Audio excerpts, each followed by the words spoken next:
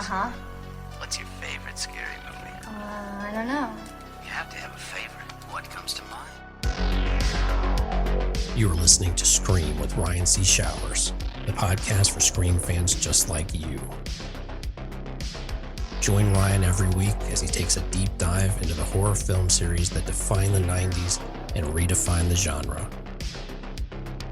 Scream with Ryan C. Showers is your source for scene and quote analysis, character dissections, and the latest news about upcoming installments of the Scary Movie franchise. I hear you like horror movies, Kirby, but do you like them as much as him? Hello, everybody. Welcome to the Scream with Ryan C. Showers podcast, where the film critic meets the Scream fan twice a week, every Tuesday and Friday. I'm your host, Ryan C. Showers. Thank you for joining me for today's episode. Now, before I go any further, I need to thank the producers of Scream with Ryan C. Showers. They include Ashley Summers from the Squirrel and Spud Shop. She and I host a Scream game every Wednesday on Instagram, so please check that out. I also need to thank TJ Jones, who comes from the Box Office Buds podcast. He is responsible for all of the graphic design of Scream with Ryan C. Showers in terms of new episode cards on social media promotion. So thank you so much to TJ for all he does. I also need to thank Joey Valisi. Joey Valisi is the guy who writes the scripts for Scream with Ryan C. Showers. Episode 112, we wrote a Scream 7 script, which I read out loud, about the end of the Carpenter sisters storyline. And then the sequel to that was called Screams. It was centered around the legacy of Gail Weathers. That's episode 155. And Joey is currently working on the final Scream, which this is a product that is going to examine the relationship, the marriage of Mark and Sydney. Unlike the real Scream 7, this will feature Mark Kincaid as Sydney's husband, and she won't have a teenage daughter. Both of her daughters will be young, so it'll be much different than the real Scream 7 we're going to get. But that is going to be coming to the podcast late summer, early fall, so please tune in for that. I need to thank everybody over at Patreon. Thank you to everybody who subscribes to the Patreon at any and every tier. I'm an independent entity, so any bit of support that comes into the Patreon goes back into the podcast. Joining the Patreon gets you ad-free and early access to every episode, as well as the opportunity to join the community of the show. We have group chats across social media. In particular, Instagram is really the hub of the podcast community. More importantly, joining the Patreon is the vessel in which you would use to come onto the podcast, either in a one-on-one situation with me or a small panel. In addition, there's a guaranteed invite every month to a big group Zoom recording about a Scream topic. An exciting feature of the podcast is the audio commentary episodes. Every Scream fan knows what it was like listening to Wes Craven do the audio commentaries for the original trilogy in Scream 4, with Marianne Maddalena and Kevin Williamson and Patrick Lussier. And what I'm trying to do for my Patreon subscribers is I am going to be performing an audio commentary of a Scream or a Scream-related movie, one per month, every month. And my goal is to try to approach these as I'm doing deep analytical analysis about the characters, about the themes, about just general reaction. So it's something that I'm really proud of, and I hope continues to be a cherished part of the podcast. So the commentary is available as a normal podcast episode for anybody to listen to like they would any other podcast, but it will also be available as a video watch along. So everybody, please go over to Patreon, subscribe to Scream with RCS. I would be eternally grateful. So I need to go through and thank everybody over at Patreon who is subscribed as a stab investor or a daddy/mama Ghostface. So the daddy/mama Ghostface of the Patreon are Carrie Tenney, Brett Janovich, Corey Wilson, and Stevie Shears. The stab investors include Allie,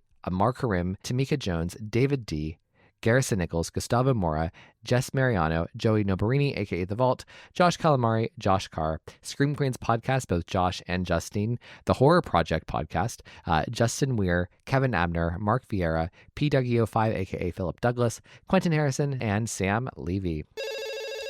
Hello, everybody, and welcome to Scream with Ryan C. Showers. I'm your host, Ryan C. Showers. Thank you for joining me for this Friday episode. So this Friday's episode is going to be kind of about Final Destination, the original movie, which we covered last week as an audio commentary. So if you aren't a Patreon subscriber, head on over to Patreon, subscribe, and listen to the audio commentary either as a regular podcast or a watch along with the movie itself. Like press play on the podcast, press play on the movie, and you can hear me narrating the movie as we go along. But we're going to be covering just the original film and Final Destination Bloodlines later on in the episode.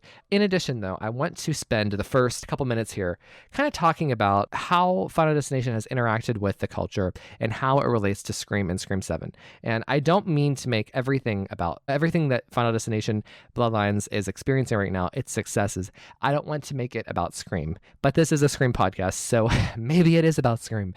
So, as people know, if you've been on social media, if you've seen it yourself, you've probably seen a lot of hype for it, and you've seen a lot of excitement, and people are really happy about the movie. And this has resulted not only in just anecdotal examples in the pop culture as people have seen the movie and reacted, but it's also been shown in the Rotten Tomatoes score and the budget being exceeded by the box office. The box office has had a roaring success. So, and it's very cool. It's very cool to see another horror franchise kind of come back from the dead and have this moment, and it's just so interesting to me because, do you guys ever think about sometimes I feel like it's still 2013 in my head, or 2014 or 2016, 2017, sometimes I just feel like COVID just happened, right? Even though it was years ago. But even the parameters of Scream 5 and 6, they aren't even as appropriate now because just the economy, the industry is so different. Even just 3 years later, from the time Scream 22 came out to now, completely different industry, in my opinion. Completely different measurement of success and money, let alone Scream 6, just 2 years ago. Anyways, that's to say, it's kind of hard to judge Final Destination Bloodlines against those two movies so aptly because I do think that there is a difference in the inflation economy, the way that the industry has really been reshaped post-COVID, and especially post 2023, post Barbie, the industry is very different. Anyways, let's dig into what's going on with Final Destination. So, the big highlight news of the week was that Final Destination made a whopping $51 million in its opening weekend, and then its second weekend it made about $19 million. So far, it has about, at the time of this recording, it's made about $94 million in the domestic box office and $187 million in the international box office. I'm sorry, but this is stunning, and it's a huge success for the franchise. To say that is such an understatement. It is the best case scenario. I don't know how they did it. I don't, in terms of bringing back an IP and having just this instant success. I think it really is. It really does come down to marketing. And my biggest takeaway here is that horror IP are back. Horror IP are hot and people care about them. And they're, big franchises like Halloween, like Scream, like Final Destination, they are reasons that people go to the theater. And I think that is something for me that is really cool to see. And for me, it goes even farther because I'm going to go there. I'm going to make it about Scream 7 because, a lot of people have kind of been down on Scream 7. Since November 2023, of course, we don't need to talk about it again. But the bigger issue is people have kind of assumed that because Jenna Ortega isn't going to be in it and that there was this controversy about Scream 7 in its production, that it would result in a lower box office. And that was a fear and a talking point back in the day. I think it's really been disproven, especially as we go forward and see examples like this, like Final Destination, and I recently had the box office buds on the podcast, and we talked in depth about the box office projection for Scream 7, which was a very interesting conversation because, again, those guys, they have their own podcast and they do weekly episodes about the industry and about the box office reporting. And I would say that they're casual fans of Scream at best. Listening to them gave me such an insight into the casual viewer. They don't really seem to care about the controversy, or at least they don't think that it's going to have that much of an impact on the box office. So this was kind of my obsession for a week, the week of the box office buds episode on the show. So I just for curiosity's sake, I put up a poll on Patreon and on Instagram asking people what they thought in terms of the Scream 7 box office and how much it's going to make in its opening weekend, because that's really what we care about. That's the money shot. That's what people kind of, because we're living in a Final Destination world right now and we know what the opening weekend was, and the opening weekend was so determinative of its success, I think it's okay to measure it that way. So, okay, here we go. So let's start with my Patreon subscribers. Okay. So I asked, how much will Scream 7 make in its opening weekend? And the over-under number, aka what it's projected to make, is 50 million. The options were, so it's a very interesting polls. There were 5 options between 20 and 40 million, aka underperform, 40 to 44 million, aka match Scream 6, 45 to 49 million, aka a little over Scream 6, 50 to 55 million, over Scream 6, and then the last option is 56 to 75, which is Halloween 2018 levels. So here were the results: 50 to 55 million, which is over Scream 6, which is, that got 36% of the votes. And then the other options, the 20 to 40 million, the 40 to 44 million, and the 45 to 49, they all got 18%. And then the 56 to 75 got 9%. And one of our stab investors, Tamika Jones, she commented here and said, interesting. I thought most of the poll would skew toward Halloween 2018 level money, mostly because of the original cast, even the dead ones, coming back plus Kevin. I'm curious to know how it does in the end. Smiley face, curious face. Okay, so then on Instagram, here were the results over there, which again had very similar matches. So 30, it's almost like dead even split. So 30% each, there's a 40 to 45 million, aka matching Scream 6, or 46 to 50 million, aka exceeds Scream 6. Each got 30% of the vote. And then coming up right behind it for 25% of the vote was the big 50 million to 70 million Halloween 2018 territory. And then 15% said that it's going to underperform 20 to 40 million. And I did this polling before Final Destination. And I'm glad that I did, because it also gives me kind of like a view into people's minds too. Like, do people out there really believe that Scream 7 is going to make 20 million its opening weekend, whenever you have Neve Campbell coming back in her triumphant return, when you have who is by far the person who people recognize as pertains to Scream, and the person people associate with Scream, and you have Matthew Lillard returning, which again, he's a huge, massive person. You have Kevin Williamson returning. You have a huge marketing PR campaign waiting to happen, right? You have all this going for you, and then you have this example of Final Destination Bloodlines making 51 million its opening weekend, and then 19 million its second weekend. You really mean to tell me that Scream 7 is going to do worse than that? That is science fiction. And I want to tell you why. I'm going to use some examples here. So historically, the reason why the Bloodlines box office result is so shocking is because it has historically, as a franchise, Final Destination has never really touched Scream. So I'm going to read out the Final Destination openings and then against Scream. Okay. So Final Destination, the original, the opening was 10 million. Okay.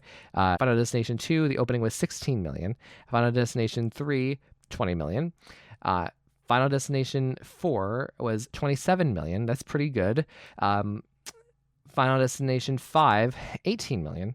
And then Final Destination Bloodlines, 51 million. So do you see, they, besides the outlier of Final Destination 4, the first three, it was cozy between 10 and 20 million. That's respectable. That's good. But it's, not like Screams. So let's go through Scream's opening weekends here. So, okay. So Scream 1, really bad opening, right? It was 6.3 million. Then, okay, Scream 2 had 32 million. Scream 3 had 34 million. Scream 4, 18 million. Scream 5, 30 million. And then Scream 6 was 44 million. So, there is a huge gulf. Basically you can, maybe not double Final Destination's openings historically to Scream's, but almost double, at least take Final Destination times 1.5 and you get Scream's openings. So Scream has historically done better. In fact, before Bloodlines, which, technically has the biggest opening of any of the movies that we're talking about, whether it's any of the Screams or any of the Final Destination, taking that out of the equation here, all of the Scream sequels have basically topped the Final Destination sequels.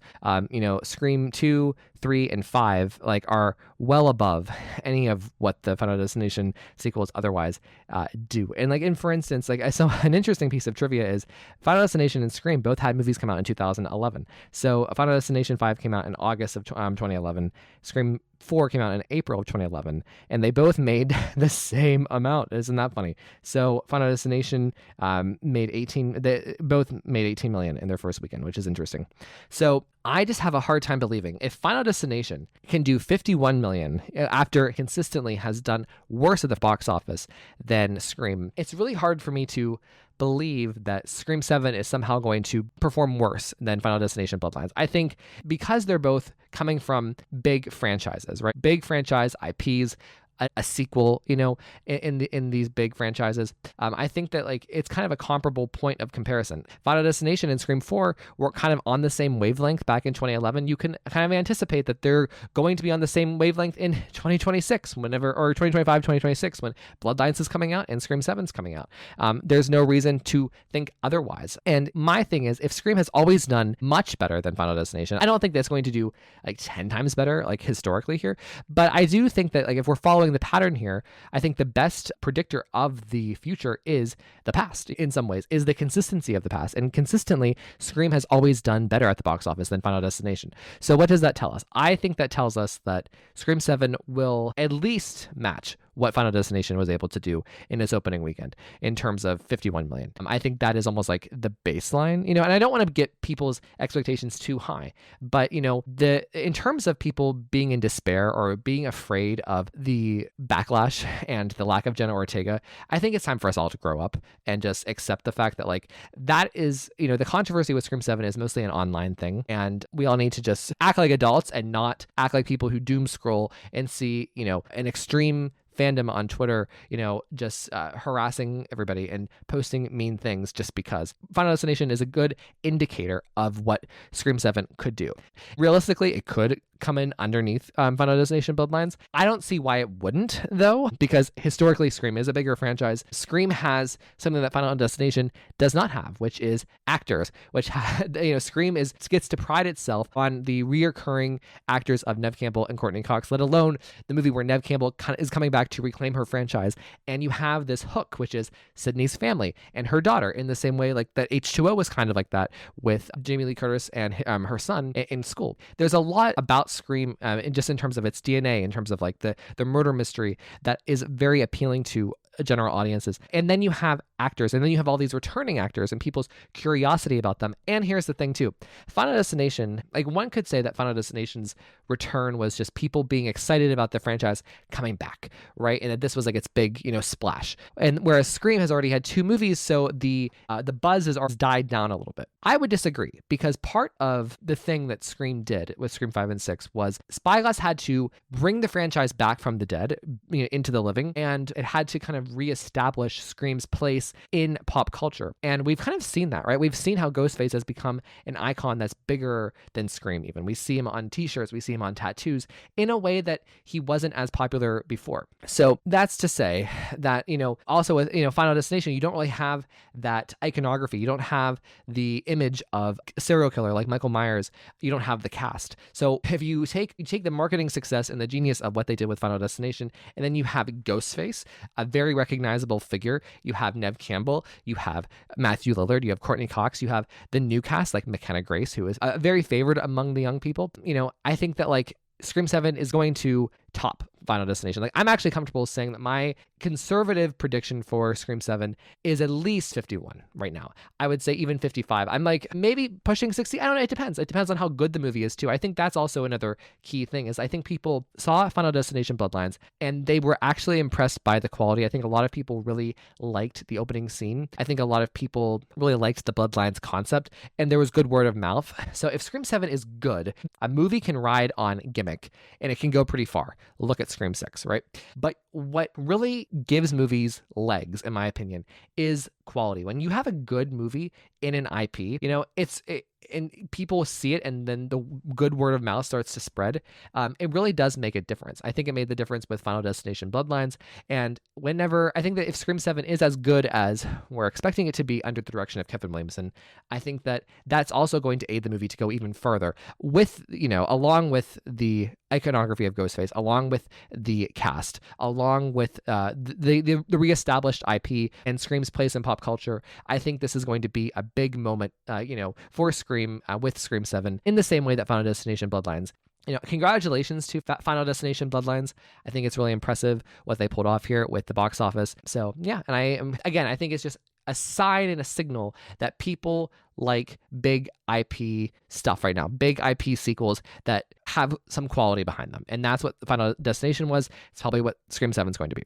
So, okay, let's continue. I do not want to seem like the Grinch, okay? I want to, this podcast, I describe myself as the film critic meets the fan, because that's what I try to be. I try to explore and showcase the love that I have for these movies of Scream, but also be realistic and be objective and kind of as like a critic in a way. And, I am not somebody who gets their thrill off of vibes. I get my thrill off of kind of like looking at a movie and like studying the quality of it, looking at the acting, the writing, the long form writing, the short term writing, the directing, how shots are composed, the flow, the editing, the sound, the cinematography, how everything kind of comes together. Like I was kind of trained in that classical sense before the current iteration of film criticism. And I have a lot of issues when it comes to film critics today. I know a lot of them because I worked in the film industry in a way, in terms of like the award Oscar scene. So I know a lot of the people who get to submit their reviews to Rotten Tomatoes. And it's, I don't know, back, and I knew them like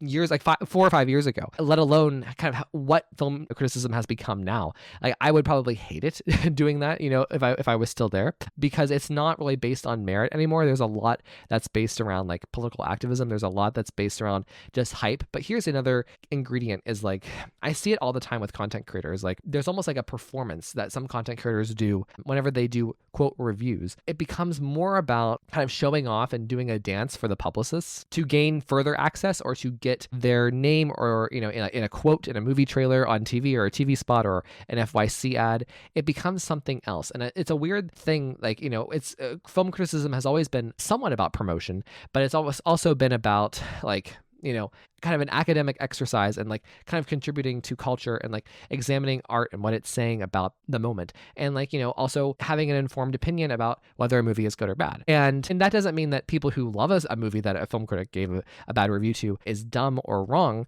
It's just one person's opinion, which is, again, we have to be comfortable with other people's opinions. So anyways, I want to dive into Final Destination as it pertains to reviews, because this has been weird. Okay. Like I'm really happy for Final Destination. I'm happy for the movie to have had the success that it did at the box office and that the critics were generally kind to it, but like there's something fishy going on here. So Rotten Tomatoes, I do not like Rotten Tomatoes.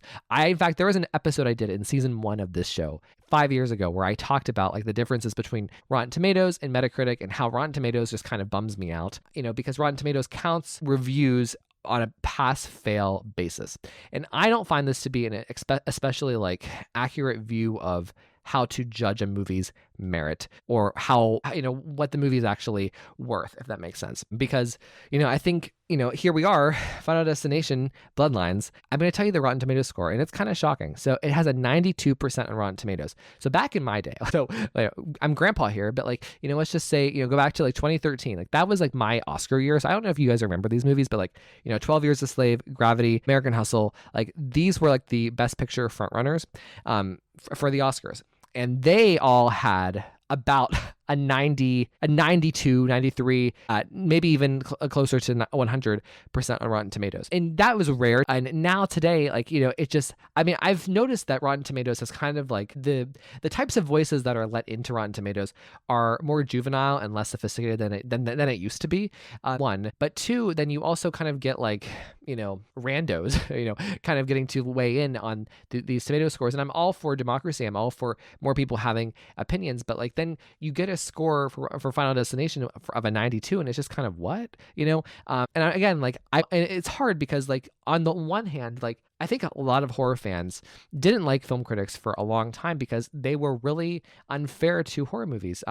Almost, back like at the time that Scream 3 came out, most horror movies didn't get good reviews, even the best of them. Like, so for instance, you want to talk Rotten Tomatoes, both Scream 3 and Final Destination came out in the year of 2000. They both had like 40%-ish on Rotten Tomatoes. So, and they're both movies that people are like view as legendary, people still talk about, still watch, still write about today in terms of horror fans. Like there's no way that they should have been in the front. So for a long time, horror people really wanted film critics to be kinder to horror films, but it's almost like this is weird, it's not, so I'm going to read off all of the Rotten Tomatoes scores for the Scream films and Final Destination, just to give everybody perspective of how unusual a 92% is.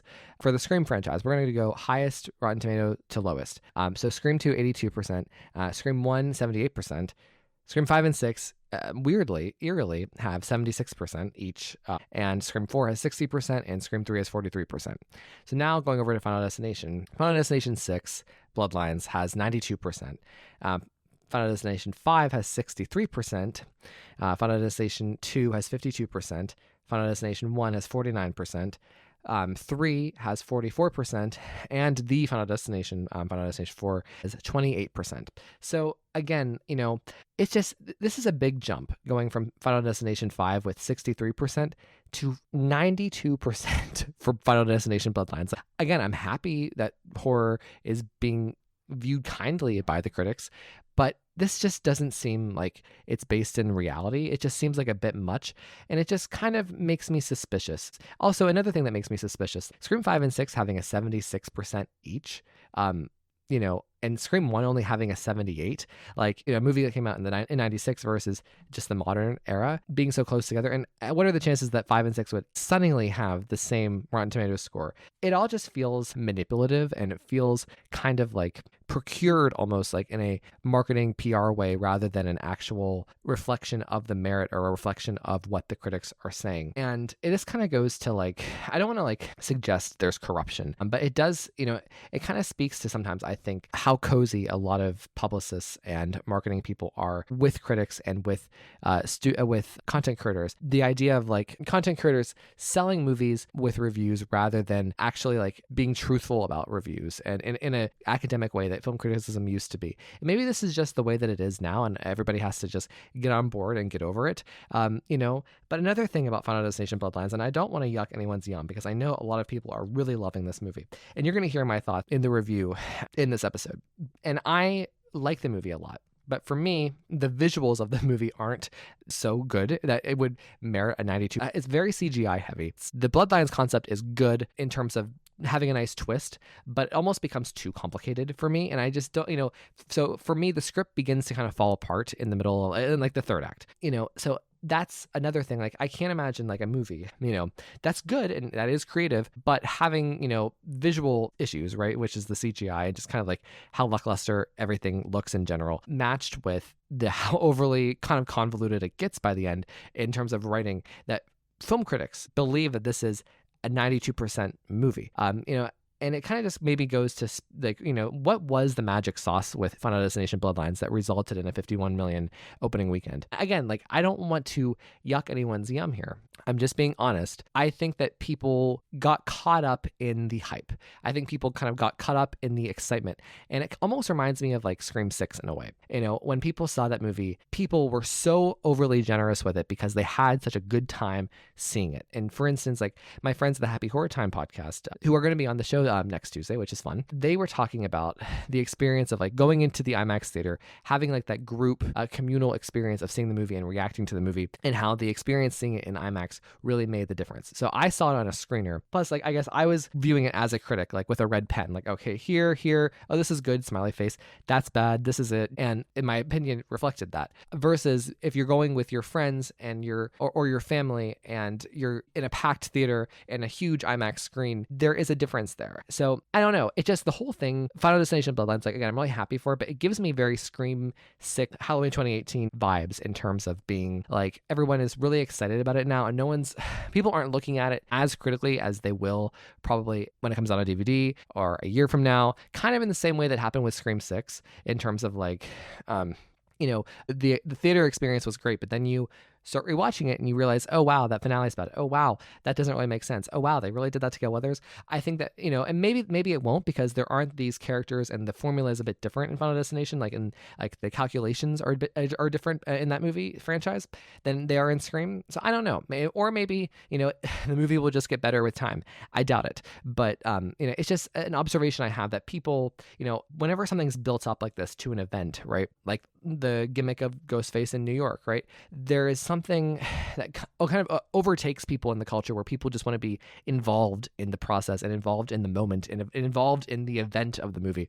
And I think that's what we've seen a lot with Final Destination. And, to kind of put a Scream twist on it, it gives me hope, again, that we will be able to recreate an event for Scream 7, right? In terms of, Neve Campbell returning, this whole new story about her family, Stu Macher being in it, Gale Weathers returning. Like there is a lot of ingredients to make a big marketing splash like they did with Scream 5 and 6 and Bloodlines. So we'll see how it goes. But I just implore people to be willing to hear me out whenever I'm just going from a 63% 15 years ago to 92% now. Like that's weird. That's a 30-point jump. And I think if anything, because also look at Scream 4. Scream 4 has a 60% on Rotten Tomatoes.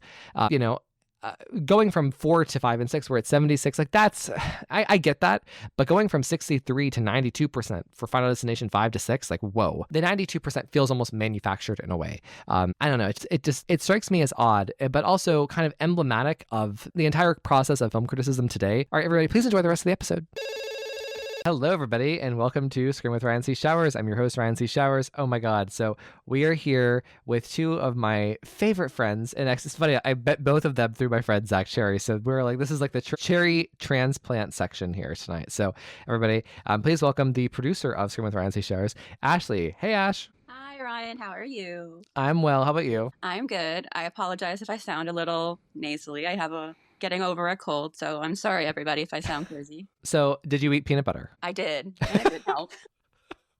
I was just imagining you, because like you said that you were ill, and like I was just imagining you like swallowing, gulping peanut butter before the recording to talk about I tried Maroon. everything. I was like, tea, peanut butter, throat. Like I had halls, and I was like, I don't think this is. I feel like Phoebe with her sexy, groggy voice from Friends. I think it works. I like it. I agree. It's the sexy voice of Phoebe's from Friends. So we love that. Ash, please tell everybody where they can find you and your Etsy store. So you can find me at squirrelandspud9 on Instagram. There you'll find a link to my Etsy store, and you'll also find the Taylor Swift Game of the Week. Comes out not Taylor Swift Game of the Week, Scream Game of the Week. What am I saying? I'm so sorry.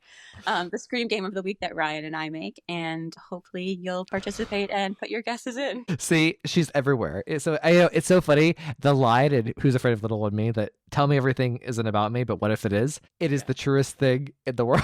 It's one of the most apt things she's ever put in a song. That's true. I know somehow like everything I can make about her, like I'll be watching something and they'll be like, it happened in 1989, and I'll be like, So I have to share this story. So Brett and I were driving the other day, and he's not like, he's not a Swiftie. He doesn't get it. Like but like things must slip into his mind, because literally in Target just now, like before this recording, and Shake It Off was playing, and he like did Shake It Off. I was like, oh my God, what is this? So he would never admit that, but I need to get that on the permanent record here. So I love it. He's becoming one of us slowly but surely.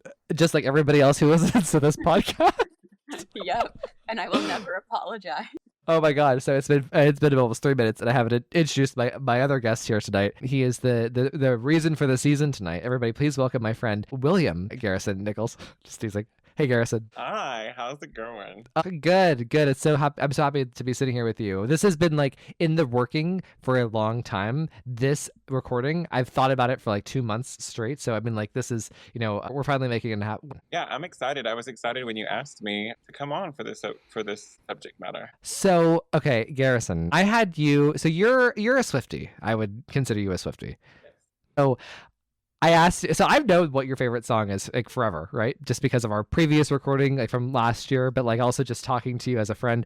Whenever I asked you, I was saying to Ash, well, people who are Swifties who know all the songs, we should give them the option, to weigh in for what song they're going to be on for. And so I asked you, and it just so happened that like your favorite song aligns perfectly with the topic at hand, being Final Destination. And it's just so crazy to me. So Garrison, what is the Taylor Swift song of the day? Well, the Taylor Swift song is Maroon from Midnight. Yeah, so this is track 2 off of Midnights, which came out in 2022. It was written and produced by Taylor and Jack Antonoff, the dream team for fun bops. This song is kind of about reminiscing about a past relationship and kind of seeing what was good and what might have been bad about that. And yeah. Well, and again, it is perfect for Final Destination because, well, Ash, do you remember what you said to me whenever we were talking about this? I think so. For me, I love it because I think it fits really well with Final Destination, because the way Taylor sings this, she almost sings it in like a series of events, almost like dominoes falling in how she's explaining how things are happening. So it's like this happened and then this happened and this happened and this. And it's almost as if you're watching one of like you can hear almost like you can get that sense of dread coming through like it does in Final Destination. And it's also called Maroon, which is like very bloodlines, it's all coming together. And I feel like it really does feel like dominoes falling as she's singing the chorus. And I feel like that's exactly what Final Destination is all about. Yeah. So I need to just read out the chorus just so people get the picture. Okay. So the burgundy on my t-shirt when you splashed your wine into me, and how the blood rushed into my cheeks, so scarlet it was, the mark you saw on my collarbone, the rust that grew between telephones, the lips I used to call home, so scarlet it was maroon. And like I didn't do the punctuation, like how Taylor like punctuates it was maroon. That's how she does it, like it was maroon. And it's so funny, during my audio commentary of Final Destination, like as we were going through the set pieces, like the teacher at home, and like the knife that falls here, the water that drips here, I was like narrating the scene, and I was like maroon, and nobody will get that except for annoying Swifties like me, which is fine. I own it and I'm happy about it. But yeah, so Garrison, do you get what we're saying here, or do we sound crazy? No, not at all. And I'm a Swiftie. I'm not totally consumed anymore, but I think Taylor Swift, which makes this picture crazy, releases an album when I most need it. So Okay. when I was watching the new movie in theaters, I was like, I picked Maroon way before I saw the movie. But I was like, there's a lyric, she's like, looked up at the sky and it was maroon. And I feel like that's a great lyric for this movie in particular. And I also, what did I pick? The one I was dancing with, and then sobbing with your head in your hands.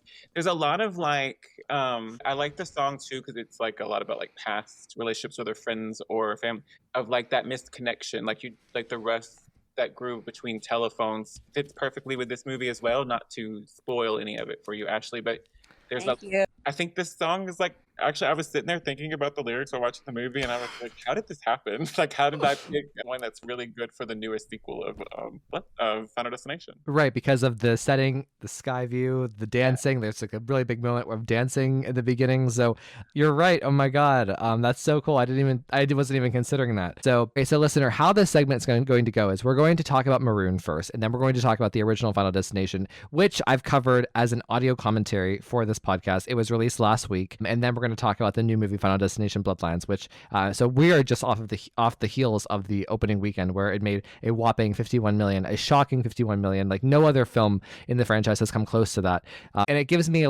reminds me of Scream 6. It reminds me of like the Blumhouse Halloween trilogy. It just gives me all of the good feels and vibes, and like it makes me so optimistic for Scream 7, but that will be tabled for another time. I promise. I'm not going to force everybody to listen to me talk about Scream 7 for the millionth time here when we can talk about Final Destination. Okay, so Garrison, I want to ask you, since we're starting with Maroon, why do you like this song so much? And did I spoil it for the listener that this is your favorite song? No, not at all. I love to talk about my favorite. Like, music is my favorite thing. I don't want to say that movies come second, but I'll remember the way like a song made me feel in a movie, so they're so intertwined to me. So I love to talk about why something's my favorite song. Maroon is before we came on to record, I kind of let it slip why I love it so much.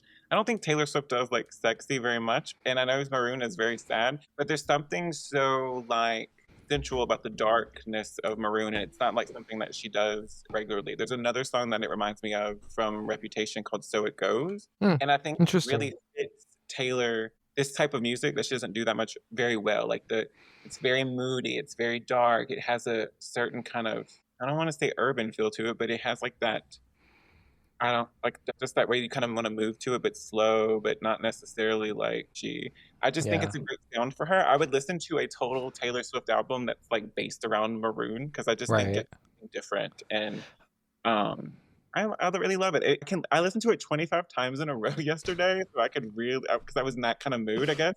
Because y'all talked about Out of the Woods in y'all's Friday episode, and I love that one, and I like how both of these songs are like, I feel like an adventure the whole way, because it like has all these curves and highs and lows and all this. So this is my favorite song off of Midnights. So I will just put that out there. I love Maroon. I think it's really smart. It shows lyrically why Taylor is who she is, right? But for me, it even goes deeper than that. So I want to get Ashley's opinion first.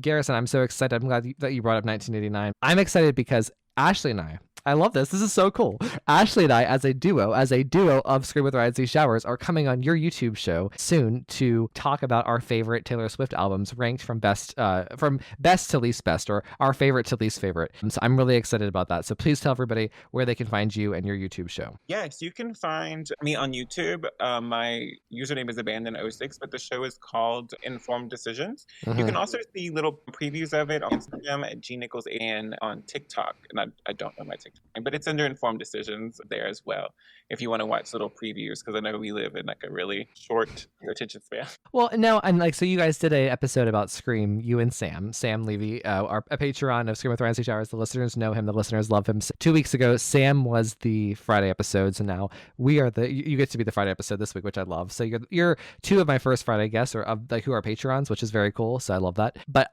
I was on your show for episode 6 because 6 is my favorite number. Hashtag Scream 6 forever, right? Gosh. But anyways, I've talked about it on other shows that you've been on since, but like that episode that we talked about, I felt like we went really deep. Like that was like a therapy session. Like there is like things that you told me in that episode that we recorded on your show that have haunted me that I think about every day. I know that sounds dumb and weird, but like, I would say I shared something very personal about like my experience socially, and you mirrored it by saying something how it relates to you personally. And I think about that almost every day, which so everybody, please go check out Garrison's show. It's awesome. Garrison, anything else you want to share? Oh no, just like thank you for coming on the show, and I'm excited for y'all to convert Sam with me, which I think he's already converted. He's itching in these in the DMs wanting to talk about Taylor, and he was like firm against it. He's there. We've got him. Okay, like he just hasn't admitted it yet. So but anyways, but it's just fun because Ashley and I get to come on as a duo. Like that's so cool. So Ashley, anyways, back to you. Maroon. Maroon is also probably my favorite song off of Midnight's. I love it so much. It's funny because like I've always like interpreted it more as like a breakup of like a really good solid friendship, like losing your best friend. But maybe that's because like I just have like kind of like related to that like recently. Or like just drifting apart and not knowing why. But one of my favorite things about Maroon is like Maroon has 2 different meanings. Like Maroon can be a color, and it can also be like you're marooned, aka like you're isolated, like you're stuck on an island by yourself. And something that I remember hearing somebody say this, it was just one of those channels where like people listen to Taylor Swift albums for the first time, and they were listening to Midnight's, and he said something that just utterly blew my mind, because I was just like, I have listened to this song so much, and I have like, usually those aren't super like, they're usually just like they're like basic like opinions because they're listening to a song for the first time. And he said what he really likes about it is that everything she's describing actually usually would never be the color maroon. So it's almost like maroon means it was a lie, because like she's saying the burgundy on my t-shirt, so it was burgundy, right? Like the scarlet isn't maroon, like maroon, like those are all different colors, but they don't mean the same version of red. So he was like, the sky very rarely, from like where he lives and or I live, it can be all these different colors of red, but I've never seen it look like a maroon color. Yeah. So I liked how he was talking about how he feels all of those things were actually lies and they weren't the truth. I just felt like ever since he said that, I've almost like interpreted it a little bit different. And I just feel like she is kind of describing things that you're interpreting it one way, like you're seeing it from like another perspective of time and distance, and realizing all of those things weren't exactly what they were before to you. They weren't these romantic moments or these celebratory moments. They were kind of lies. I just think this song is so beautiful, the way that she sings it, and like there's like this like melancholiness, but also this like really fun vibe to the song. It feels like you're like almost on a roller coaster, like waiting to like go down and up and down through it. And I feel like that can be like how relationships are. And I just love this song so much. I think it's so beautiful. It's one of the songs that if I was trying to convince people that Taylor Swift isn't just like girly pop, like my boyfriend left me and I'm sad about it, I would be like, I think this song is something that you could really enjoy, and I think you can dance to it and just have so much fun. It's addicting. There is something about Maroon that is addicting, that whenever you listen to it, like because of the chorus, which, you know, it's very sad, it's very melancholy, but there's something so catchy about it that like really sits in your head. And it's the rhyme, it's the rhythm, it's the, you know, how I was describing like the Final Destination scene. It's the, you know, the water spilt on the counter and then the knife dropped on the floor. Maroon. So, but there's another thing that I think I'm maybe misconstruing that I'm saying. It's like there's a yearning in the song. She's yearning, but it's also the way the song swells. That's all I can hear is that swelling in the song. You feel like she's yearning for something. I am very emotional every time I hear the song. Not necessarily always sad, but this sounds silly. I want what she's yearning for, because you can feel it so much. Like you feel like you're feeling it. I mean, there's a lot of songs that she does that makes me feel what she feels. That's why I really enjoy every stage of album she's in, but this one really got me. Like I was like, whatever I know what she's yearning for lyric wise, but I don't know. It's just a nice feeling. Like you just get for that moment, you're feeling exactly what she's portraying you to feel, Right. and I enjoy that. No, I agree 1000%. And I want to just like echo what Ashley said about Maroon. Like when you maroon someone, you abandon them. Ironically, abandon '06, right? Just teasing. But when you to like, and she feels marooned. So here's the thing. So Maroon, and how my interpretation goes is like, so again, Midnights was an album that was constructed by Taylor. Be like what keeps her up at night. 13 different kind of like soliloquies, 13 different stories that she goes through when she's lying awake in bed and she can't sleep, and like she's thinking about her past and consumed by something. Or reflecting on something in a different way. That's what Midnights is. And so, from there, what does Maroon mean? And to understand Maroon, you have to go back to Red, which is my favorite album, which is my favorite era. And in Red, it's a very young person learning a lot of lessons. It's very pure in terms of like the emotion and like the way that she's viewing the relationship, for Red meaning something good or Red meaning something bad. And here with Maroon, I feel like what Maroon is like a sequel to the entire Red album, which is a huge undertaking.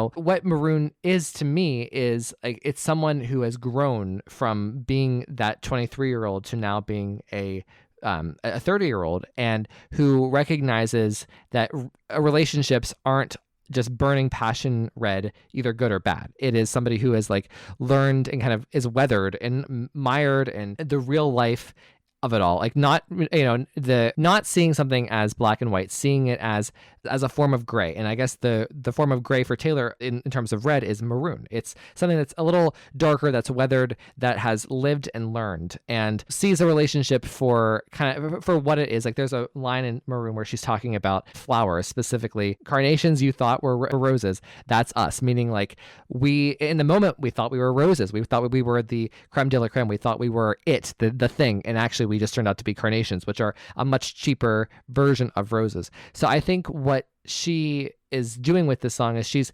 looking back at that era of her life, whether this is about Jake Gyllenhaal, whether it's about somebody else, which I don't know. Like there are people out there who strongly believe it's about Calvin Harris. There's people think that it's about Harry Styles or it's about Jake Gyllenhaal. And I kind of believe that it's about Jake, but at the same time, I feel like it's just a generic object of a man, like just based on how she goes about the song. It could be about Joe Alwyn, and how he marooned her in their relationship. Who knows, but it's a very mature song. And I think Midnights in general is a very mature album. It's a very adult album. And I think it's reflected in this song. Like there's like an all-knowing lessons learned, if that makes sense. Like Red was the optimistic person who thinks they can solve everything and they have bright eyes about the world. And Maroon is the person who has lived and has a million scars, in another life. So that's how I interpret the song. I just love how three people who love this song can take like different things from it and like interpret it in different ways, because I've always thought this was about like Carly Kloss, about like their friendship breaking up, because I don't know, like I think like as a girl, like the way she's describing stuff, like being like dancing with in New York, that's how the way she said it is how I would talk about dancing with my girlfriends, not dancing with a boy. And when she's like, the lips I used to call home so scarlet, I imagine she's talking about her red lipstick during the time that she was doing it. And like when you splashed your wine into me, and like the things that she's describing, I imagine doing it with like one of my girlfriends more than like a boyfriend. But at the same time, like that doesn't mean that like what I think is like Taylor Swift could have written this about literally a TV show that she watched. Like, I don't know. But I love how we can all take something like so completely different from what this could mean. And like it could be about a bunch of different things. And I think that's like kind of what's so beautiful about music, and especially Taylor's music, is that like none of us are wrong. And like next time I listen to it, I might like see, like I might be thinking about what you guys talked about and have like a completely different feeling about it. And I think that's what's so fun about doing this and chatting with y'all about these songs, because we just get to hear these different opinions and then feel them later when we're listening to them. Yeah. I also just like, Garrison mentioned this line earlier on, but I just want to like emphasize it. Like I've been like but I texted Garrison over the weekend as I was reading the lyrics, just kind of getting my mind prepped for the recording. And I chose you, and then later, I lost you in the same, otherwise the same chorus. That is powerful stuff, in this idea of being marooned, and I think that like this is definitely something. I think the reason why this song speaks to me is because whenever I'm up at night, there are unfulfilled chapters of my life where I've felt abandoned by people. No, not to pun Garrison's name, where I felt abandoned by people. It does keep me up at night. Whether it's a friend, whether it's a love, whether it's whatever. So I love that, and I just think Red was such an important color for Taylor, such an important moment for Taylor in her career. I think that it's interesting that she's almost like taking this on as a rating prompt. The Taylor of now, the Taylor who is 34, kind of responding and reflecting on the Taylor of back then, the Taylor of Red, the Taylor of 2014, or even the Taylor of 2021. Who knows? So, Garrison, any final thoughts here? No, just that I agree with both of y'all. Like I think the song really is about you missed something. Like I never got boyfriend from it either. Like the song, I got it from, but this is how I relate to it. I guess like it's about like family or like a version of yourself that you miss or something like that you're talking about. And so I just find that I agree with Ashley. Like she's just, everything can be true all at once the way the song is constructed. That you could be a friend, family, it could be a lover, all of it. That's a real fucking legacy to leave. So, all right, guys, let's talk about Final Destination. So, Ash, you, as you do, you sat with me while I recorded the Final Destination commentary, which was very fun last week. So, anything you want to share about that experience? It wasn't like, I have to say, going from just the craft, which was a big deal. Like, I was really nervous about it. Like, we put in a lot of work, and then Final Destination, I was like, we'll get to it. I don't know. What were your thoughts on our recording? It was really fun. I agree with you for the craft. Like I watched that movie like 7 times, was like taking detailed notes, was telling you what the French board said, was telling you like the meaning of every single, like what people who actually like practice like Wicca might actually say about certain things, like what the knife means. Like I went a little bit ham, y'all. Like I was like, this song is from this and this song is from this. Like I was just going crazy. And then with Final Destination, like it felt like it's a movie where you don't do that. Like you talk about what's happening and how fun it is. You don't talk about like the deeper meaning, because like the meaning is kind of like just there. Like it's a little bit more fun just to talk about it in like a fun gab fest, like just like chatting, than actually having like some being like, because like I feel like it would be kind of pretentious if you were talking about Final Destination. Death, like, well, the flight number meant this and blah blah blah. And if you like, you know what I mean? Like just like trying to come up with like such. Like, I think there is like a deeper message behind every movie that can be found, but with Final Destination, it's just a little bit more playful, and I think we still had a lot of fun doing what we did, and I really liked watching it again. Like, it took me back to being like, this is why I hate flying, and why every single time I rip off like that tag off of my bag, I go, shit, should I have done that? Like I literally won't take it, but I also have OCD, like actual diagnosed OCD. So like there are certain things where like my brain tricks me into thinking that like if I do something bad will happen because of my OCD. So watching Final Destination, sometimes I'm like, this is probably not healthy, but at the same time, it's so much fun, and I love Sean William Scott. I was mean to him. I'm sorry. I mean, well, to each their own. I'll take him. You can have Devon Sawa. That's fine. But I just love, it was just so fun. Like it felt like stepping back in time, like how all of them were dressed. And I think it's a really fun movie. And I'm really glad that I think what I really love about how Bloodlines came out is I feel like people who saw that movie when they were teenagers now have kids that are like, could have children that are old enough to go and watch Bloodlines, and like they're sharing that experience. Or like people could be like, oh, my mom and dad talk about this movie, and like be like, oh, like I've seen them all because like my mom made me watch them, and then they're going to watch them together. And I just think it's really fun. Yeah. Well, I will say, like, I think that, like, I still did the pretentious stuff. I still talked about, like, the bigger arching things about, like, Final Destination as, like, the bookend of the original trilogy with the craft. And, like, but it's just, the craft was so much more, like, there's so much more like social, cultural character stuff. With Final Destination, it's not really about the characters. It's about the concept and about like the death design, whatever. But I could have been really pretentious and had like this big philosophy about death and life and about the inevitability of fate and blah, blah, blah. We didn't really do that. I don't know, but it was okay. So everybody, you just gotta listen to the audio commentary on Patreon. So it's available for Patreon subscribers. It's the second audio commentary. It's episode 219, I believe. So please please go subscribe and check it out. It's available to anybody at any tier, and we have a video watch along on Patreon for tiers 2 and above. So, all right, and Garrison, what are your thoughts on Final Destination 2000 in general? What's funny is that I actually watched it yesterday with my mom because we always have Sunday dinner. We used to watch movies, and I kept talking about Bloodlines that I went and saw because me and my sister love horror movies as well.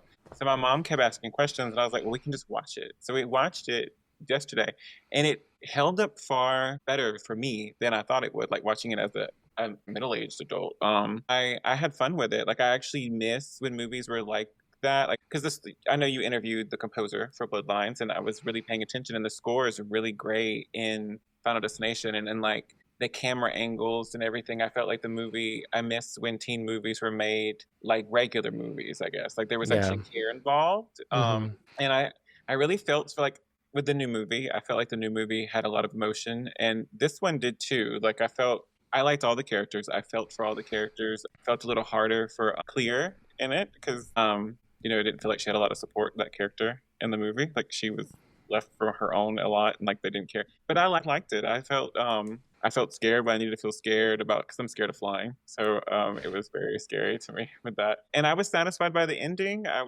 I thought it held up, and I felt like having a big long break with it. I felt like I was watching it all over again, and really like the time frame and everything, the music. I have to ask, so you talked about the way that movies are made today versus the way that they were made back then.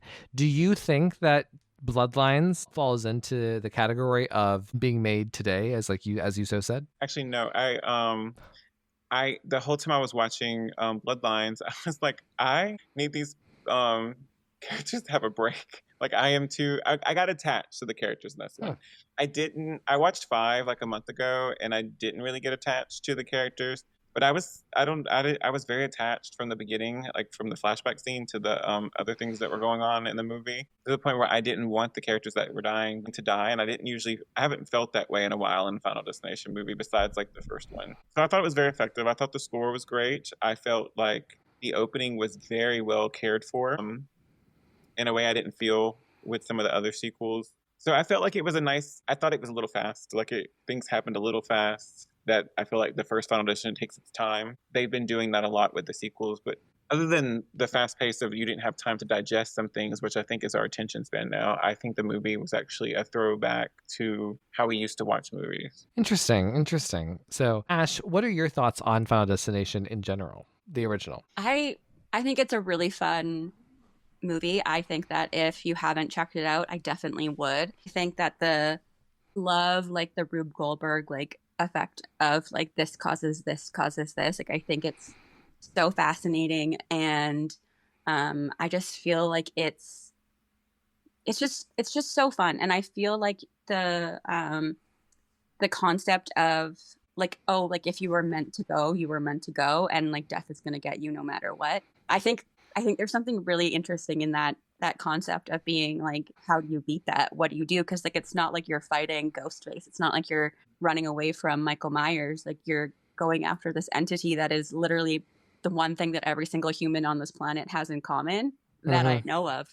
Who knows? Maybe some of y'all have made some sort of elixir to live forever.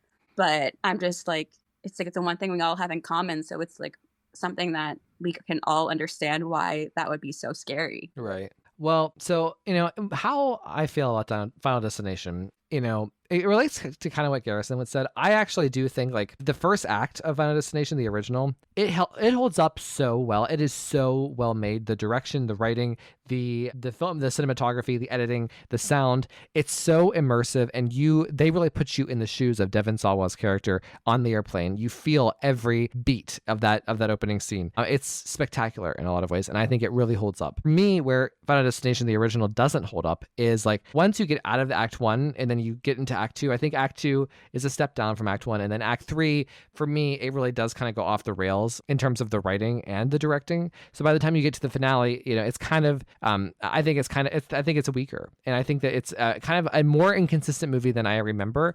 I think that the concept of it works really well in terms of like the set pieces, the characters, dying, like the water coming out of the shower and onto the floor, and then him opening up the mirror and him having the tweezers. Like, that is so so good, right? For me, the movie doesn't really stick the landing as well as it could. At least it probably worked back then. It just doesn't really work for me now. So I leave it a little bit mixed on the original, but I'm still a huge fan because I mean that the first half is so good. Even I would say the first 2 acts I'm so on board for. So yeah, I mean I think I would give the original Final Destination like a 7.5, like a 7.5, 10. And the thing about Final Destination is I would say like 1, 2, 3, and 5 for my money. They're all in that range. They're all like 7 to 7.5, maybe 8. You know, they're all very, very consistent. And I think Bloodlines is just a little below that for me. But you know, still, I think that's a really consistent franchise in a way that Scream is. It's just not for me as high as Scream, if that makes sense. So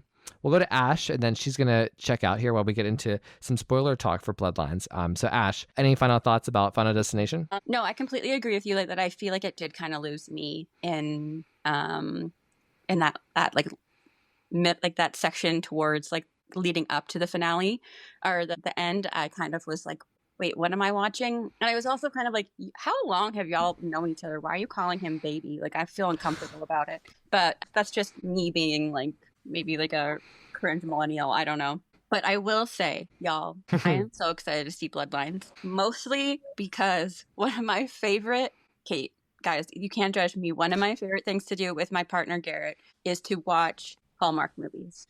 Almost this entire cast is Hallmark alum, okay? Nice. And Gabrielle Rose, one of my favorite people on the freaking planet. She plays sinister grandmas all the time in the murder mysteries, and she'll play a nice grandma in the next one. And you're just like, who is this lady? And I love her so much. And she plays, I think, just like the grandma, she plays Iris, old Iris. And Ashley has not seen it yet. Ashley has not seen Bloodlines yet. So the way No. that you're reacting to this while you're listening is like going to be different from Ashley's like, oh yeah, she's just the grandma. But go on. I mean, I think she's like the grandma of the girl who's like experiencing now, but she experienced when she was younger, is what I'm assuming is happening. Or like the old Iris, whatever. Never mind. That doesn't make any sense. But I got it. Yeah. But I just feel like I am so excited to see all of these people and the guy who plays Eric, like all of these people, Mr. Fuller. They're like all these people that Garrett and I, every single time we see them in something, we get excited because we're like, yeah, you get to be in like this like huge movie. And I'm just proud of her. Well, good. I'm glad. I think that's like so proud of silly, her, but too. I was just really excited to see that she was going to be in this. I think she's really talented. We always love seeing her and stuff. And maybe I'm her biggest fan. I don't know. Well, we need to But- tag her. I definitely will. I'll be like, you're amazing. And I'm super excited to go watch it. And we weren't able to go this weekend because I had a cold, but hopefully we'll be able to go the one coming up, and I'll post on social media what I think. But sorry guys, I need to go because I hate spoilers, so I don't want to hear what y'all are gonna say. But I'm excited to listen to it after. Okay, sounds good. All right, well, Ash, thank you so much for coming and helping us with Maroon and commenting on Final Destination 1. Well, I will always talk about Taylor, and I will always talk about anything to do with the 90s, early 2000s. Love it. All right. Okay, bye, my favorite boys. Bye. Bye. All right, Garrison, let's talk spoilers. Okay. So Bloodlines. So I think you ended up being a bigger fan than I did. So let's just run through our rankings. So I said for me, it's really hard to rank. Like 1, 2, 3, and 5 are all pretty equal. And then you have 6 and then you have 4. But I like them all. I mean, to an extent. So what's your ranking? My ranking, I like 1, 2, and 3. Then I like Bloodlines, and then 5, and then 4. Okay. So I said to you in a text, I said this could be your Scream ranking, based off of like your taste there. But yeah, it's very similar. I guess there's something about the 4th movie I don't like. And the 6th, like, so your Scream ranking is like 654 in the back half. So I was like, interesting. So, okay, here's the thing. The CGI really bothered me. And I'm trying not to be negative because everyone is so hyped up and excited about this movie. I think that it is kind of an event movie. I think they marketed the heck out of it. I think they made people excited about Final Destination again. And I think that there are things about this movie that are leaving people kind of like how they left people with Scream 6. They left people on like a big high with Scream 6 and the excitement and just the fun of being in the theater or experiencing this movie. But for me, again, like I think it's very good. I would give it like a 6.5. on a scale of 10. But for me, the CGI bothers me. And I think that there is one too many twists with the concept of the bloodlines that makes it just a little bit too complicated. That being said, I love the concept. I think it's actually like Guy Busick, like, who wrote Scream 5 and 6, showing he can be really creative. He can take a formula and really make it his own. And I'll go into that in a second. But what are your thoughts? I agree with you with the CGI actually, but I don't think the CGI in 4 and 5 is very good, and I actually rewatched the opening of 3, and it's not very good. So I was already kind of prepped on that the CGI is probably not going to be the very best. But that being said, I found the characters very effective. The opening, I'm scared of heights. So again, I'm scared of heights, I'm scared of flying. So these movies they get me. But I really enjoyed how Iris, the young Iris, I think that actress did a very good job, and I was I was watching her reactions. I really felt like she wanted to save the people in the sky view, and that was a very short amount of time to get all that done for me to feel something. Because to be fair, in the second one, and maybe even the third one, I don't really feel tied to those characters that quickly. Where I'm more in there for the spectacle. But I was very they hooked me very quickly. So as the movie went on, I got attached to certain characters, and the suspense got me. I was all into the movie. And I don't always get to feel that way the older I get, like all in. So that made me really up the ranking for this one. And I had a really good time, and I was very satisfied with the characters. Well, so, it's interesting because for me, the character is I don't feel the same way. Cause for me, Final Destination isn't about the characters. It's about the spectacle, and it's about the opening scene, and then the way that each of the set pieces builds, boom, boom, Maroon, that's how the set pieces go. And for me, I think that the one caveat where I may agree with you is I think that a really smart thing to do with Bloodlines is that they made it about a family. And I love horror movies that are about family, obviously Sidney Prescott, right? And that's a strong element of Bloodlines for sure. And just the way that the family interacts and the connection between them, I think is very emotional and strong. So there is a part of me that does think that the character work, because of the family unit, works really well. But independently, I don't really care about most of the characters in the same way that I feel they aren't even as recognizable as the characters in Scream 6, in which I don't think the characters are particularly strong there. So, it's just, I think it's inherent to the franchise. And I think it'd be really hard to make characters feel the only time I feel I've actually really cared about the characters in these movies are Devon Sawa in the original, and then Claire in her 2-arc movie in the original 2. But yeah, so I do want to go into something about the reason here's what I'm enthusiastic about. As somebody who just went through a month of watching the original over and over and over again for the commentaries, and watching 4, 5, 2, 3, 4, 5, and 6. I have studied, and I'm very aware of what the formula of a movie like this is, in this franchise. So we meet the characters, we meet the main character in the first 5 minutes, we see their life. Then we get into the big set piece opening, right? We see the catastrophe unfold. Then the main character wakes up and prevents, a couple of people from surviving. Then we see it play out in real life. And then they survive, and then the rest of the movie goes on with them trying to escape death. That's the formula.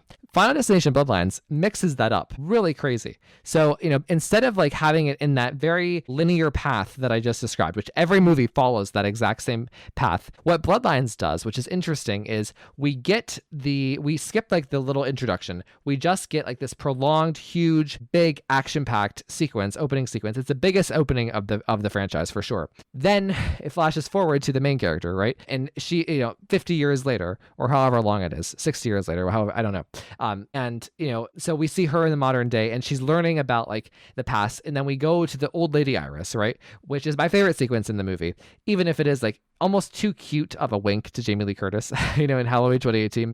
And then, then that's when as she's telling, the main character about how she stopped it, we see her stopping it, instead of it playing out at the beginning, right after the big catastrophe happens, we see that later on 30 minutes in, which I thought was a very cool thing, in terms of just mixing up the structure, and really Guy Busick and the other writer making this script their own, and really trying to do something truly different with the formula. So I give them major props for pulling that off, because it was effective for me. I was like, ooh, wow, this is really good.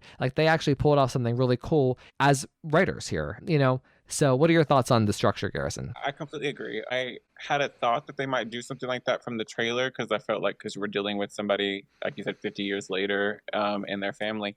But I was it got me. Like I wanted to know, but it wasn't giving me everything. I was like, well, who survived? Like who did she save? Like, also I think that keeps you, because I'm gullible. I really want the movie to make me like it. And it did. It kept me like, I'm going to have to figure some more stuff out because I don't know when this person died. Where's the husband? Is the grandpa? Did he die in the tower? Like all this.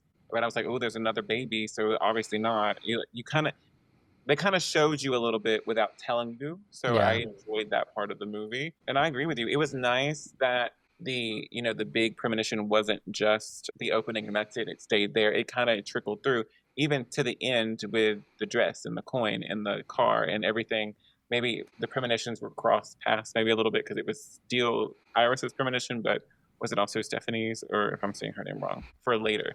So I thought all that was well done. I didn't think I had as much time to digest it as a complaint Mm-hmm. because we didn't really like have time to digest a lot of things that I felt like if it was kind of broadened out, I would have liked it a lot more. But I kind of know what I'm getting with Final Destination, so I was actually expecting this movie to be bad, and I was very surprised. See, where I was kind of like the opposite. Not that I was expecting a masterpiece, but I was kind of holding its feet to the fire. So again, like, I think that there is a bit of a tone problem. And this is something that we see in a lot of horror movies. Like speaking of Scream 6, like there's this weird comedic tone, like this like comedic beat, but a bump, with some of the kills and like the violence that really does kind of turn me off in some respects. And that's again why I just think I wouldn't put it in the club for me with 1, 2, 3, and 5. It's a little bit below it, but it's still really cool. Like the way that they conceive the structure and this concept of the bloodlines is really, really smart and savvy and sophisticated.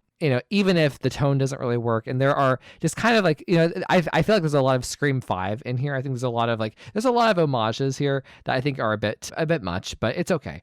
But, I think that just for the structure alone, and like, I will say, the old grandma Iris, I have seen differing points of view. I've seen people who love it. I've seen people who hate it. I definitely love it, even though like I said, it is a bad ripoff, a bad homage to Jamie Lee Curtis, in terms of just being so on its face. But at the same time, it works for me. I loved the setting. I loved the photography. I love the way that the narrative unfolds in that scene. I wish that we had more time with Iris, actually. So what are your thoughts? I agree with you. I do get like when people talk about the Laurie Strode, but actually I got what Alex would be if he would have survived to be old, right? Because he's in that cabin, he's dressed like that, he's eating this. Like it is. I do think it harkens back to the original, especially watching the original last night. That this is what happens when you just decide. And I know what Iris's reasons was to save her family, not herself. But we can't really ignore it, or we can't really just like what kind of. I like how this movie maybe accidentally explored what is life like when all you're doing is avoiding death, right? Like I'm stuck in this place. I don't do anything. I talk to myself, but I'm actually talking to death. Like I enjoyed all of that kind of more so, but I'm also not a huge fan of the new Halloweens.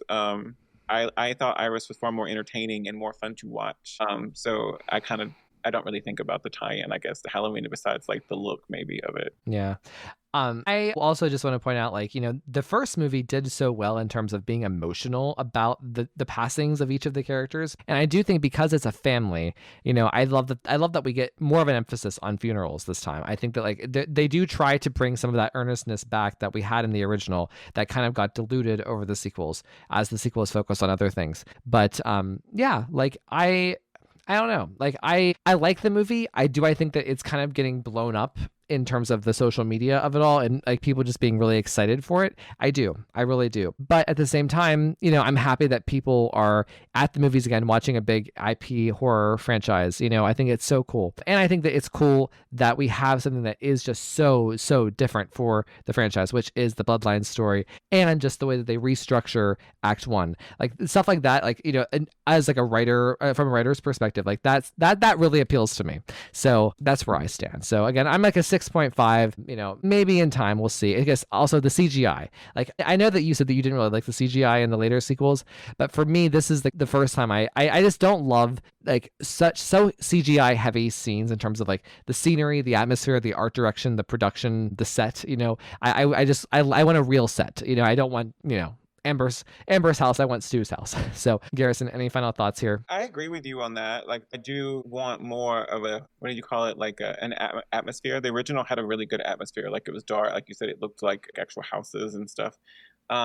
I will say the final thing I wanted to say is I did kind of have I was very emotionally attached to the guy who played Bobby with his turtle, and I found like they kind of made his death comedic with the MRI and the piercings. I found the train, even though I could be wrong at the end, not sorry, spoilers, looked far more real than in the beginning. So I was like, this is impressive for an ending. But I wanted to say I think that the movie feels like, even though it doesn't totally succeed 100%, I did have that feeling at the end. It shocked me in the point that they really tried to make a good movie, even though some of it looks cheap and some of it's what I expected from a Final Destination sequel. The movie does feel like someone cared about the movie, and this cast really wanted to be there. And I know that's the bare minimum now, but I know this is the time we live in. But it was an acceptable sequel. I had fun. And I would watch it again. And we do want to just point out, this has been very emphasized on social media, is the Tony Todd of it all, that he has such, I was not prepared for his scene at all. I just thought it would be a fun cameo like his other appearances in the other sequels. Oh my God, I was not expecting the emotional wallop and the philosophy that he spouts out of his mouth on his way out the door about how precious life is, and how he's finding some peace and kind of really like leaving and exiting. I found that to be so profound and easily the highlight of the movie for me after Iris's big scene. I meant to mention that when we were talking with another emotional thing. It actually made watching the first one a little bit more fun, because you understand what he's talking about. And then I think they did a good job, because when you go back and watch him talk in the original, you're like, oh, like it doesn't seem forced. You're like, okay, he knows about it. He knows and he knows what's going to happen, and he's blunt about it. And I liked him in this movie. It was really great for that tie-in. I love Tony Todd in all the Candyman movies that he's in. So it was nice to see him go out and have a huge movie, like the movie making so much money, to get that exposure for him, even though I know he's passed. So what would you give the movie out of 10? I would a 6. Like I think it's like, I'm not obsessed with Final Destination. I love the first 3 a lot. I've watched them a lot, especially the second one because it came out when I was a freshman in high school, and everybody was talking about that movie. So, but I give it a solid 6. It's a solid movie. Like it's not going to change my life, and I'm not going to obsess over it.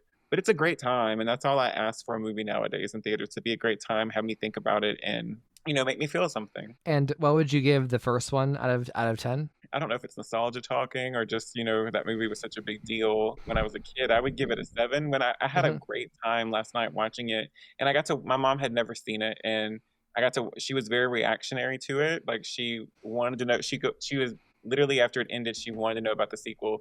Who was in it? What happens to Alex? What happens to Clear? And you got nothing when it comes to Alex, right? But yeah. Right. To see it through her eyes made me give it a new appreciation. So I would give it a 7. It's a good movie, and it really is a time capsule. It shows a lot of what I do miss in these movies. I kind of mentioned it in the chat. All those actors, even though they might not be mainstream now, all had a moment after that movie where they were somebody for a little while. So I do think they really cared about finding talent that, was slightly exceptional for the time, and were able to go on to have, legitimate careers. So that is one thing I would say this movie may lack. Like I shouldn't hate on them. I thought younger Iris was very good. The rest of them, I think, just an actor. Well, very nice. Well, Garrison, thank you so much for this recording about Maroon and Final Destination and Final Destination Bloodlines. Thank you. It was a lot of fun. All copyrighted material used or referenced in this show belong to their rightful owners and made possible by the Fair Use Act. And number 3, never, ever, ever, under any circumstances say, I'll be right back. Because you won't be back. Get another beer, you want one? Yeah, sure. I'll be right back!